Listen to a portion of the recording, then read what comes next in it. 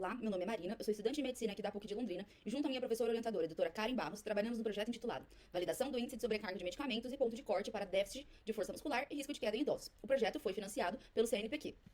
Bom, de forma introdutória, é importante falar sobre o aumento da expectativa de vida que veio ocorrendo globalmente. E associado a esse aumento da população idosa, tem-se também uma maior prevalência de doenças crônicas, doenças essas que necessitam de medicamentos para serem controladas. Diante disso, a prática da polifarmácia se torna uma realidade, porque os idosos com multimorbidades precisam também de múltiplos medicamentos. 70% dos idosos possuem doenças crônicas e destes, 60% utilizam 60 ou mais medicamentos. E esses medicamentos geram efeitos no organismo dos idosos, principalmente pelos efeitos colaterais que são agravados devido a essas mudanças fisiológicas do organismo, o que gera problemas associados a essa polifarmácia, como quedas, redução da mobilidade ou má nutrição. Diante disso, o projeto visa viabilizar o Drug Burden Index, que é o DBI, uma ferramenta utilizada para avaliar a exposição a medicamentos com efeitos anticolinérgicos e sedativos e essa relação com o desempenho físico e funcional. Diante disso, então, o objetivo geral visa validar o DBI na população brasileira e avaliar a sua influência sobre força muscular e queda em idosos fisicamente independentes, contribuindo para uma melhor compreensão do impacto na saúde dos idosos. Entre os objetivos gerais, tem-se a identificação dessa classe de medicamentos usada pela população, que tem um impacto no desempenho físico e funcional, calcular a sobrecarga medicamentosa, o histórico de quedas, a força muscular periférica, avaliar também a possível associação entre a sobrecarga, a força muscular e o risco de quedas, fazer uma comparação entre os dados da população brasileira e canadense e determinar também o ponto de corte considerado de risco para que se consigam ter mudanças na força muscular e no risco de queda em idosos. A metodologia é um estudo transversal, descritivo e observacional realizado com 168 participantes voluntários, escolhidos por conveniência aqui no ambulatório acadêmico da PUC de Londrina. Entre os critérios de inclusão e exclusão utilizados, tem-se pacientes voluntários de ambos os sexos, de idade entre 65 e 90 anos, com índice de massa corporal entre 18 e 35, que sejam classificados como independentes, tendo também um minimento ou maior do que 10. Aqueles que não alcançaram 10 não foram incluídos no estudo. Nos critérios de exclusão, tem-se câncer, sinais de alerta, como tumor, infecção, transtornos psiquiátricos, entre outros. De materiais foram utilizados como instrumentos de coleta alguns questionários, como o questionário de histórico de quedas adaptado ao ABS, a plataforma de força, o dinamômetro hidráulico, alguns softwares e os testes como Shapiro-Wilk, Kruskal-Wallis e Q-quadrado.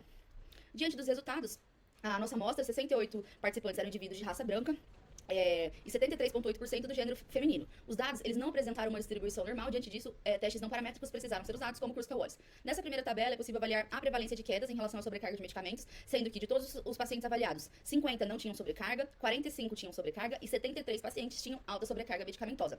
Diante disso, é possível perceber que, diante dessa avaliação estatística, existe uma maior prevalência de quedas associada a maior sobrecarga medicamentosa.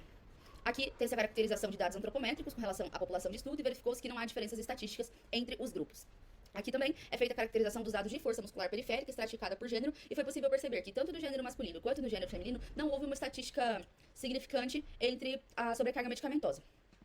De resultados aqui nessa curva ROC, não foi verificada uma associação entre força muscular e sobrecarga de medicamentos. Porém, em relação a quedas, foi possível verificar sobre uma curva ROC de 0,72 e constatou-se que o ponto de corte de 0,78 em relação à sobrecarga poderia ser um preditor de quedas. Dessa forma, idosos com uma maior sobrecarga teriam maior risco de quedas. Dentre as nossas discussões, no Brasil, cerca de 60% dos idosos utilizam até 5 medicamentos, então isso associado ao envelhecimento populacional e à redução do metabolismo, aumenta-se o risco de quedas e maiores taxas de morbimortalidade, principalmente em uso de benzodiazepínicos. O DBI, então, foi criado para avaliar a capacidade funcional de idosos expostos à polifarmácia, mas ele ainda não foi validado no Brasil. Então, o estudo teve por objetivo validar o DBI na população brasileira. Os resultados confirmaram uma maior prevalência de quedas com maior carga de medicação, embora não tenham sido observadas diferenças entre os sexos. Ainda pode-se concluir que existe um maior risco de quedas em idosos na prática de polifarmácia. Como conclusão, esse estudo buscou validar o DBI para a população brasileira e um ponto de corte também para avaliar o déficit de força muscular e o risco de quedas devido à polifarmácia. Também foi investigada a relação do DBI e os parâmetros de equilíbrio postural, visando esclarecer os efeitos da sobrecarga de medicamentos. Os resultados indicam que os idosos com alta sobrecarga de medicamentos e independência física têm maior incidência de quedas quando em uso de alta sobrecarga de medicamentos, principalmente aqueles usados para uso crônico. Esses achados destacam, então, a necessidade de cuidados específicos para a população. Assim, é crucial priorizar a reabilitação, incluindo exercícios físicos para fortalecimento muscular, propriocepção e equilíbrio, garantindo um cuidado integral à saúde do idoso. Obrigada.